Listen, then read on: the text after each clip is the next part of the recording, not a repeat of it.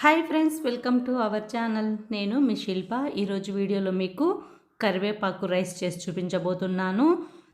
సింపుల్గా తక్కువ పదార్థాలతో కమ్మని కరివేపాకు రైస్. ఎవరైనా ఫస్ట్ టైం మన ఛానల్ని చూస్తుంటే లైక్ చేసి షేర్ చేసి సబ్స్క్రైబ్ చేయండి. ఇక లేట్ చేయకుండా ఎలా చేయాలో చూసేద్దామా.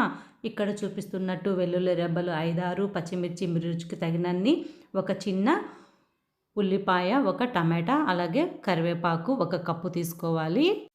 ఇప్పుడు ఒక మిక్సీ జార్ తీసుకుని ఇందులో 1 కప్పు కరివేపాకు శుభ్రంగా కడిగి తీసుకోవాలి. నేనైతే వేయించట్లేదండి. అలాగే 1 కప్పు కరివేపాకుని మిక్సీ గిన్నెలో వేసుకుని, కారం మీరు తినేదాన్ని బట్టి చూసుకుని, ఒక 5-6 పచ్చిమిరపకాయలు, అలాగే 5-6 వెల్లుల్లి రెబ్బలు, టేస్ట్ చాలా బాగుంటుంది. ఒక చిన్న టమాటా, 1 ఉల్లిపాయని వేసుకుని, అలాగే రుచికి తగినంత సాల్ట్ కూడా వేసుకోండి. చింతపండు వీడియోలో చూపిస్తున్నట్టు కొంచెం వేసుకోండి చాలు, మరి ఎక్కువ అవసరం లేదు. అలాగే కొద్దిగా జీలకర్ర కూడా వేసుకోండి 1 టీ స్పూన్తో. ఇప్పుడు వీటిని మెత్తగా గ్రైండ్ చేసుకొని తీసుకోవాలి.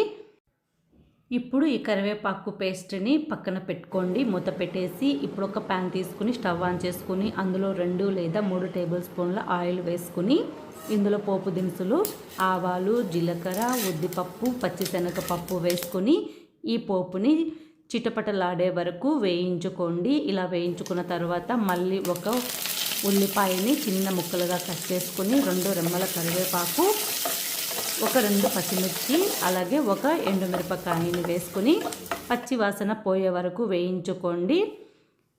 ఇలా ఉల్లిపాయలు కాస్త మగ్గిన తర్వాత 1/2 టీ స్పూన్ పసుపు కూడా వేసుకొని వేయించుకోండి 1 నిమిషం పాటు మీడియం ఫ్లేమ్లో. ఇప్పుడు మనం గ్రైండ్ చేసి పెట్టుకున్న కరివేపాకు పేస్ట్ని కూడా వేసుకుని, ఈ కరివేపాకు పేస్ట్ పచ్చి వాసన పోయే వరకు గ్యాస్ని లో టు మీడియం ఫ్లేమ్లో ఉంచి బాగా వేయించుకోవాలి. చూడండి, ఇలా కలర్ మారేంత వరకు వేయించుకోండి. నేనైతే ఇక్కడ ఆయిల్ కొద్దిగానే వేసాను, మీకు అవసరమైతే ఇంకొంచెం ఆయిల్ వేసుకుని ఫ్రై చేసుకోండి. ఇక్కడ నేను 1 కప్పు రైస్ని చల్లార్చి తీసుకున్నాను. ఇది వేడి రైస్తో చేసుకున్నాను. మనం మిగిలిపోయిన అన్నంతో కూడా చేసుకోవచ్చు, లేదా వేడి రైస్ని లంచ్ బాక్స్లోకైనా, బ్యాచిలర్స్కైనా, ఎవరికైనా సరే, ఆఫీస్కి వెళ్ళే వాళ్ళ కోసమైనా సరే చాలా తక్కువ టైంలో ఈజీగా చేసేసుకోవచ్చు. ఈ కరివేపాకుని మనం ముందుగానే వేయించాల్సిన అవసరం లేదండి. ఇలా ఇన్స్టెంట్గా చేసుకోవచ్చు. పచ్చివాసన పోయే వరకు వేయించుకొని ఇలా గ్యాస్ని లో ఫ్లేమ్లో ఉంచేసి ఈ కరివేపాకు ఫ్లేవర్ అంతా రైస్కి పట్టేలాగా 2-3 నిమిషాలు మగ్గిస్తే టేస్ట్ చాలా బాగుంటుంది. ఒక్కసారి తప్పకుండా ట్రై చేయండి. ఇప్పుడు స్టవ్ ఆఫ్ చేసేసుకుని వేడిగా ఈ కరివేపాకుని ఇలా అప్పడాలతో సర్వ్ చేసుకుంటే చాలా బాగుంటుంది. తప్పకుండా ట్రై చేయండి. లేదా ఇలా బొంగులున్నా సరే.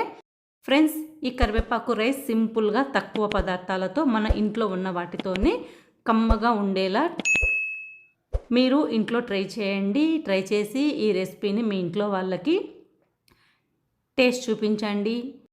అందరూ మస్తు ఎంజాయ్ చేస్తారు. వీడియో నచ్చింది కదా ఫ్రెండ్స్, ఒక లైక్ చేసి షేర్ చేసి మన ఛానల్ని సబ్స్క్రైబ్ చేయండి. సింపుల్ రెసిపీస్ కోసం నెక్స్ట్ వీడియోలో మళ్ళీ కలుద్దాం. Thank you for watching video.